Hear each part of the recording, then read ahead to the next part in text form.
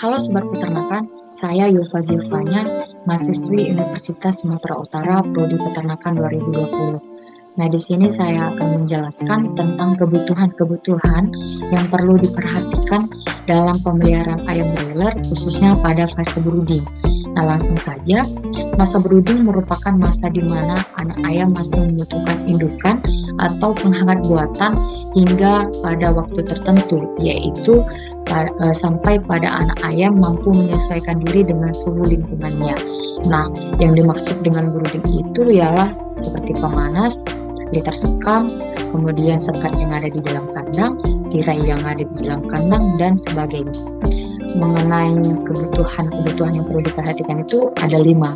Nah, yang pertama ada cahaya.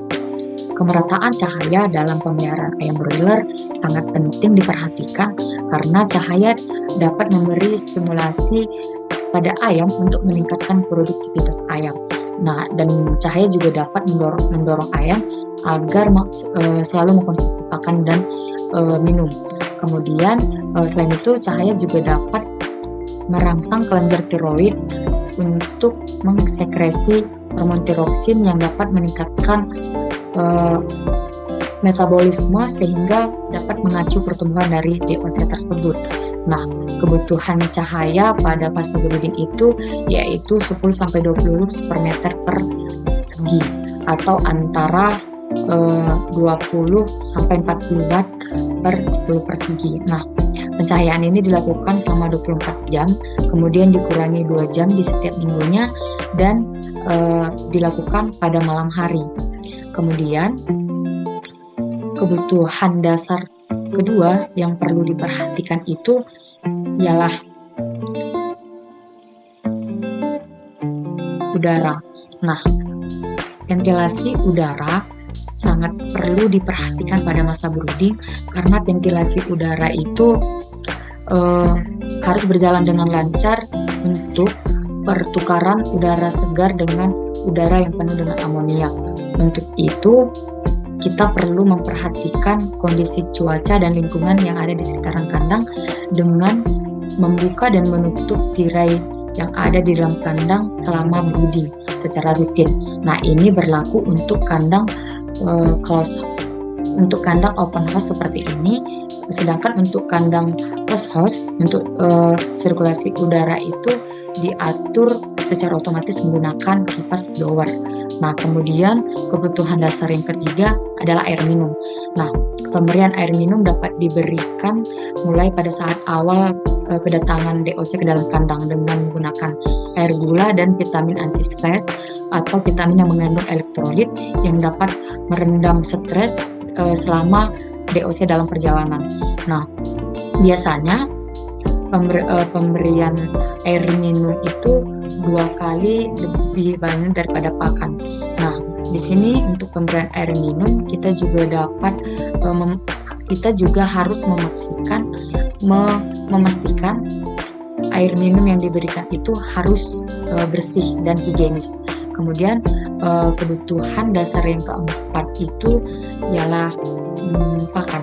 Nah, pada masa brooding, pakan yang diberikan itu harus bertekstur lembut untuk memudahkan pencernaan pada DOC. Nah, pemberian pakan harus dilakukan sesegera mungkin setelah kedatangan DOC. Ini bertujuan untuk mengejar feed intake. Nah, di sini yang dimaksud feed intake itu adalah jumlah konsumsi pakan yang dalam waktu singkat. Tujuannya itu untuk mempercepat penyerapan dari kuning telur.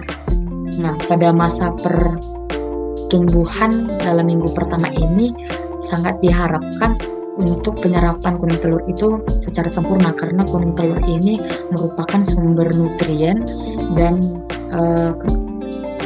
juga kekebalan maternal. Nah, dengan harapan penyerapan dengan sempurna ini sehingga tidak ada energi yang terbuang secara sia-sia. Nah, target penyerapan kuning telur itu ialah maksimal 3 hari. Nah, kemudian yang kelima itu adalah suhu.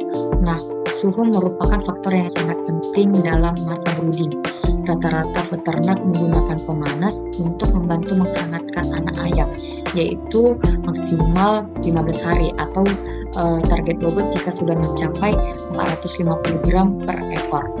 Beberapa jenis pemanas yang sering digunakan peternak itu ialah seperti gas oled, kemudian kayu bakar, heater atau drum rakitan lainnya. Nah, tujuan dari pemanas ini berbanding lurus dengan arti dari masa brooding itu sendiri, yakni di mana anak ayam masih membutuhkan indukan atau pemanas buatan sampai pada waktu tertentu, yaitu sampai anak ayam mampu menyesuaikan diri dengan suhu lingkungannya.